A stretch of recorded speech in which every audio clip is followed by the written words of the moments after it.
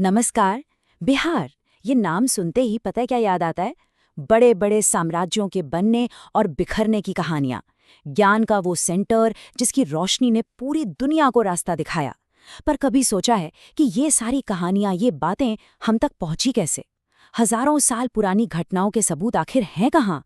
तो आज हम सब मिलकर एक जासूस की तरह काम करेंगे, एक एक सुराख को जोड़ेंगे और बिहार के प्राचीन इतिहास के इस रहस्य से पर्दा उठाएंगे।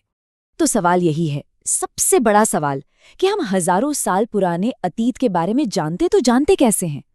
देखिए, इसका जवाब ना एक जिगसॉ पजल को सॉल्व करने जैसा है। हमारे पास अलग अलग टुकड़े हैं, सुराग हैं, और हमें बस उन्हें सही जगह पर फिट करके एक पूरी तस्वीर बनानी है।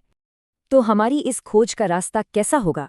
सबसे पहले हम इस प्राचीन रहस्य को समझेंगे, फिर जमीन के नीचे दबे सुरागों को देखेंगे, इसके बाद पुराने ग्रंथों में छिपी कहानियों को खंगालेंगे, और आखिर में इन सारे टुकड़ों को जोड़कर इतिहास की पूरी तस्वीर को सामने लाएंगे। चलिए तो फिर शुरू करते हैं अपनी पड़ताल। देखिए, अतीत के किसी भी रहस्य को सुलझाने के लिए ना इतिहासकार भी जासूसों की तरह ही काम करते हैं, और वो दो तरह के सबूतों पर सबसे ज्यादा भरोसा करते हैं। आप इन्हें दो तरह के गवाह समझ सकते हैं। पहले हैं पुरातात्विक स्रोत, मतलब वो सारी चीजें जो जमीन के नीचे से खुदाई में मिली, जैसे पुराने जमाने के औजार, टूटी फूटी इमारतों के हिस्से या फिर पत्थरों पर लिखे हुए संदेश। और दूसरे गवाह हैं साहित्यिक स्रोत, यानी वो सब कुछ जो पुराने ग्रंथों में, किताबों में लिखा हुआ मिला, जैसे धार्मिक किताबें हुईं या फिर किसी यात्री ने जो कुछ देखा वो लिख दिया। तो ठीक है, सबसे पहले पहले टाइप के सबूतों से ही शुरू करते हैं। अब हम सचमुच जमीन की खुदाई करने वाले हैं और अतीत के सुराग ढूंढेंगे। बिहार में इंसानी जिंदगी की कहानी कोई 100-200 साल पुरानी नहीं, बल्कि लाखों साल पुरानी है। ये कहानी शुरू होती है पाषाण युग यानी स्टोन एज से। मुंगेर और नालंदा जैसी जगहों से ना हमें उस जमाने के पत्थर के औजार भी मिले हैं। लेकिन कहानी में असली ट्विस्ट, असली बदलाव आया नवपाषाण काल में, मतलब न्यू स्टोन एज में। और इसी दौर ने आगे आने वाले समय की नींव रखी। और इस बदलाव का सबसे बड़ा सबूत वो मिलता है सारण जिले के चिरांद में। सच कहूं तो ये जगह किसी खजाने से कम नहीं है।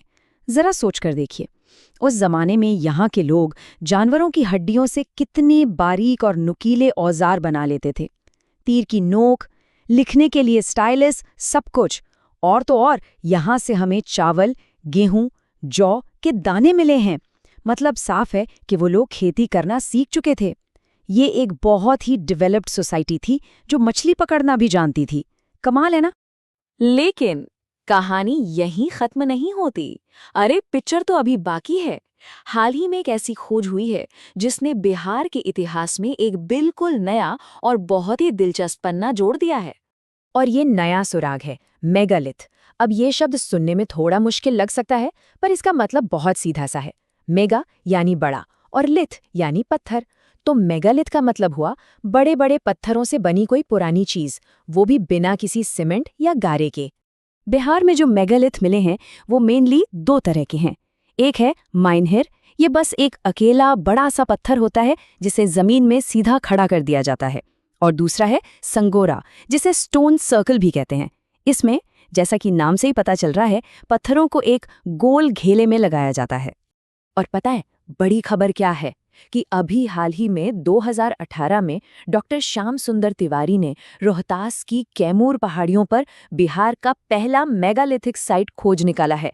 ये खोज इतनी बड़ी क्यों है? क्योंकि ये बिहार के इतिहास को एक ऐसे टाइम पीरियड से जोड़ती है जिसके बारे में हमें पहले बहुत ज्यादा पता ही नहीं था। सोचिए, ये पत्थर चुपचाप खड़े हैं और हमें 3500 साल पुरानी एक अनकही कहानी सुना रहे हैं। अच्छा, अब प्रागैतिहासिक काल से आगे बढ़कर उस दौर में आते हैं जब से हमें लिखी हुई चीजें मिलने लगती हैं। और यहाँ तो सबूत और भी ज्यादा मजबूत हो जाते हैं। जैसे पटना के कुम्हरार में मिला 80 खंभों वाला मौर्यों का हॉल, वो उनके साम्राज्य की शान और शौकत दिखाता है। या फिर वैशाली और लौरिया नंदनगढ़ में अशोक के पिलर्स, जो आज भी वैसे ही खड़े हैं, जिन पर उनके संदेश लिखे हैं। और उस जमाने के सिक्के, वो हमें बताते हैं कि उनकी इकोनॉमी कैसी थी। मतलब हर चीज एक सुराग है जो कुछ न कुछ बता रही है। तो जमीन के नीचे दबे सुराग तो हमने देख लिए। अब अपनी जासूसी के दूसरे पड़ाव पर चलते हैं। अब हम पत्थरों और औजारों से हटकर पुराने ग्रंथों में छिपी कहानियों और बातों को देखेंगे। क्या आप यकीन कर सकते हैं, दुनिया के सबसे पुराने ग्रंथों में से एक ऋग्वेद में बिहार का जिक्र मिलता है। हाँ, उस समय इस इलाके को कीकट कहा जाता था। ये एक छोटा सा जिक्र हमें बताता है कि इस जमीन की पहचान कितनी कितनी ज्यादा पुरानी है। और फिर शतपथ ब्राह्मण जैसे ग्रंथ हैं जो हमें उस समय के बड़े बड़े बदलावों की एक क्लियर पिक्चर दिखाते हैं।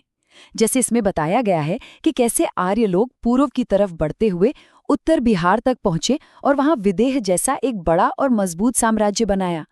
देखिए, ये सिर्फ कहानियां नहीं हैं, ये उस समय के समाज का एक तरह से लाइव टेलीकास्ट है। अब बात करते हैं पुराणों की। ये तो समझिए ऐतिहासिक जानकारी का एक खजाना है।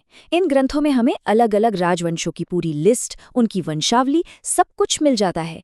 जैसे आप यहाँ देख सकते हैं, विष्णु पुराण का सीधा कनेक्शन मौर्य वंश से है। वायु पुराण हमें गुप्त वंश के बारे में बताता है और मत्स्य पुराण शुंग वंश का इतिहास बताता है। यही सीधा लिंक इतिहासकारों के लिए इन्हें प्राइसलेस बना देता है। अच्छा, बिहार की धरती तो बौद्ध और जैन धर्म का गढ़ रही है, तो जाहिर है इन धर्मों के ग्रंथ हमारे लिए बहुत ज्यादा कीमती हैं। ज्यादातर पाली भाषा में लिखे ये ग्रंथ हमें उस समय के समाज और राजनीति की एक जीती जागती तस्वीर दिखाते हैं। मिसाल के तौर पर बौद्ध ग्रंथ अंगुत्तर निकाय में उन 16 महाजनपदों यानी बड़े राज्यों की लिस्ट है, और दूसरी तरफ जैन ग्रंथ भगवती सूत्र में दुनिया के पहले रिपब्लिक में से एक वैशाली के लिच्छवियों के बारे में बताया गया है। पर बात सिर्फ यहीं के ग्रंथों की नहीं है। हमारे पास एक और तरह का जबरदस्त सबूत है, और वो है उन लोगों की बातें जिन्होंने दूर दूर से यहाँ का सफर तय किया और जो कुछ अपनी आंखों से देखा उसे लिख डाला। चलिए, दो सबसे मशहूर विदेशी यात्रियों की आंखों से बिहार को देखते हैं। एक तरफ है मेगास्थनीज।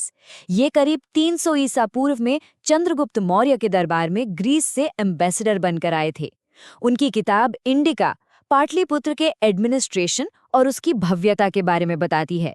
और फिर लगभग 900 साल बाद चीन से आए बौद्ध भिक्षुक हुएन त्सांग, उन्होंने अपने ट्रैवलॉग सी यूकी में विश्व प्रसिद्ध नालंदा यूनिवर्सिटी का वो हाल लिखा जो उन्होंने खुद वहां 5 साल रहकर देखा था। तो अब हम अपनी इस पड़ताल के आखिरी पड़ाव पर आ गए हैं। अब समय है इन दोनों धागों को, यानी जमीन से मिले सुरागों और किताबों में लिखी बातों को एक साथ बुनने का और इतिहास की पूरी तस्वीर बनाने का। और इन दोनों तरह के सबूत एक दूसरे की बात को कैसे कंफर्म करते हैं, इसका सबसे अच्छा उदाहरण है सम्राट अशोक। देखिए, एक तरफ जमीन पर हमें उनके लगाए पिलर्स और चट्टानों पर खुदे उनके फरमान मिलते हैं, ये तो हो गया पक्का फिजिकल सबूत। और दूसरी तरफ अशोकावदान और महावंश जैसे बौद्ध ग्रंथ हैं जो उनकी पूरी जिंदगी की कहानी, उनके बौद्ध धर्म अपनाने की कहानी और उनकी पॉलिसीज के बारे में बताते हैं। जब इन दोनों को साथ में रख के देखते हैं ना, तो इतिहास की तस्वीर एकदम क्रिस्टल क्लियर हो जाती है। तो आखिर में हमने क्या सीखा? यही कि इतिहास सिर्फ कुछ तारीखों और घटनाओं का कलेक्शन भर नहीं है। ये तो एक लगातार चलने वाली खोज है, एक इन्वेस्टिगेशन है, जहां जमीन के नीचे दबे सुराग और पुराने पन्नों से आती आवाजें दोनों मिलकर हमें अतीत की एक शानदार कहानी सुनाती हैं। तो जाते जाते एक सवाल छोड़ जाता हूँ, बिहार के इतिहास की और कितनी ही कहानियां अभी भी जमीन के नीचे दबी हुई हैं या किसी भूले बिसरे ग्रंथ में अपने खोजे जाने का इंतजार कर रही हैं? ये एक ऐसा सवाल है जो शायद हमेशा इतिहासकारों को और हम सबको और ज्यादा जानने के लिए उकसाता रहेगा।